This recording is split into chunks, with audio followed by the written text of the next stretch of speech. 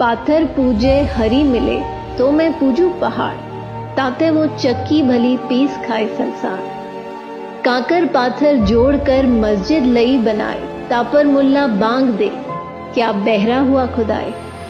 धार्मिक पाखंड के विरुद्ध इस तरह की वाणियां पहचान है उस संत की जो अध्यात्म का आधार है, जिनकी वाणी के बिना सब संत समागम अधूरे होते हैं। हम बात कर रहे हैं कबीर जी की, काशी वाले उसी धाड़क कबीर की जिनकी महिमा सभी धर्म ग्रंथ करते हैं। कबीर जी ने हर प्रकार के धार्मिक सामाजिक पाखंड का अपनी मार्मिक वाणियों द्वारा घोर विरोध किया और हमें एक नई दिशा व सद्ज्ञान देने का अटल प्रयास किया। वेद पढ़े पर भेद न जाने, बाँचे पुराण 18, पत्थर की पूजा करें भूल गए सिरजनहारा। कबीर गला काट बिस्मिल करें, वे काफिर बेबूजम, औरा काफिर बता वही अपना कुफर न सूजम। इसी तरह जात पात के ऊपर भी कबीर जी ने अपनी अमर वाणी बोली है। काहे को कीजे पांडे छूत विचार, छूत ही ते उपजा सब संसार। हमरे कैसे लोहू तुमरे कैसे दूत, तुम कैसे ब्राह्मण पांडे हम कैसे सूत। कबीर जी इस तरह की वाणी सुनाते ही रहे और यही संदेश सुनाते सुनाते अपने सतलोक में से शरीर चले गए।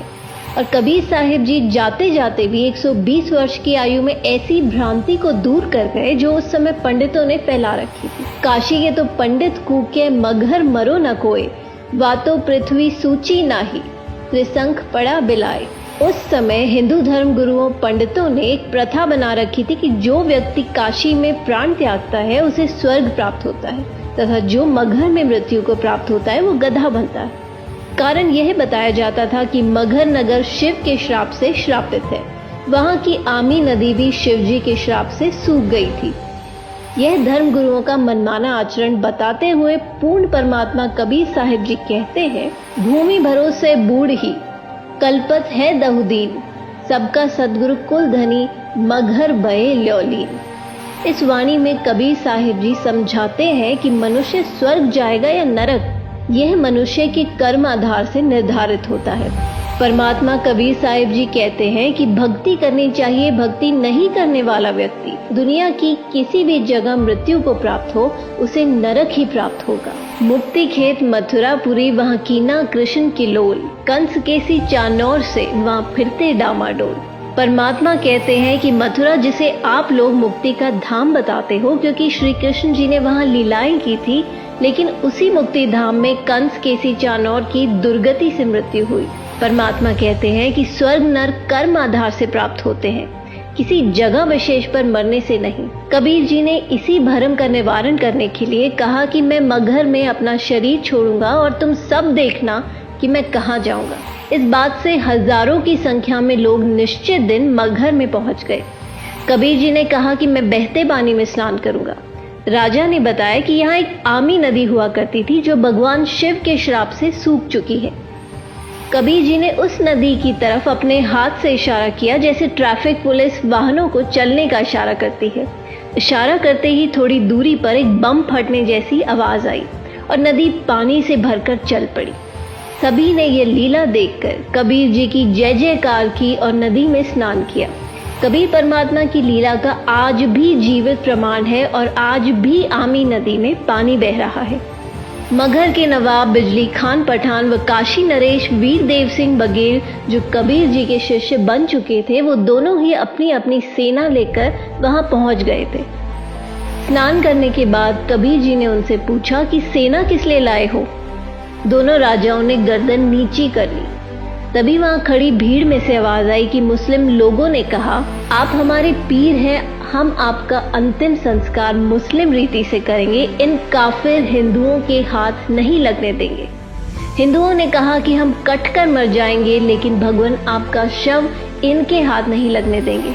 दोनों धर्म के लोगों को एक दूसरे को मरने मारने पर उतारू देख कबीर जी ने कहा कि अरे नादानो, क्या 120 वर्ष तक तुम्हें यही शिक्षा दी मैंने।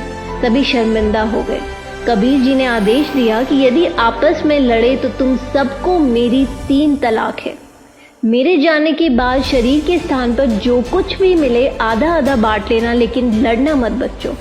भक्तों ने एक चद्दर बिछाकर उस पर सुगंधित फूल डाल दिए। उस पर कबीर जी लेट गए।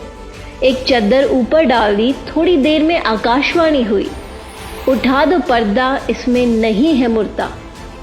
लोगों ने जब आसमान की तरफ देखा तो एक अद्भुत प्रकाश ऊपर की ओर जा रहा था। आकाशवाणी में कबीर साहिब जी ने पंडित और ज्योतिषियों से कहा कि खोलो अपने पत्रे और देख लो मैं कहाँ जा रहा हूँ। सबने देखा और कहा कि यहाँ तो सब नक्षत्र ही बदल गए हैं, ये तो स्वर्ग से भी ऊपर की ओर जा रहे हैं।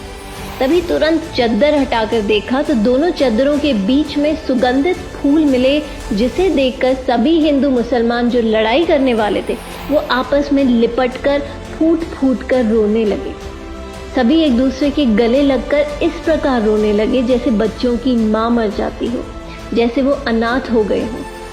संत गरीबदास जी की अमर वाणी है, काशी तज गुरु मघर आए दोहू दीन के पीर, कोई गाडे कोई अगन जरावे, ढूंढा ना पाया शरीर। आधे फूल एक चद्दर हिंदुओं ने व आधे फूल और दूसरी चद्दर मुसलमानों ने ले ली और वहीं पर साथ साथ यादगार बना दी। इसका प्रमाण मगहर में आज भी है और पूरे विश्व में केवल मगहर को छोड़कर ऐसी कोई जगह नहीं है जहां एक व्यक्ति की एक ही स्थान पर समाधि और मजार दोनों हो। अतः कबीर जी हमें जाते जाते भी ये संदेश देकर चले गए कि हिंदू मुस्लिम दो नहीं भाई, दो कहें सो दो जग जाई। कहा तो दोनों के बीच भयंकर युद्ध होना था और उसके विपरीत परमात्मा की दया से दोनों दीन हिंदू मुसलमानों में भाईचारा बढ़ा।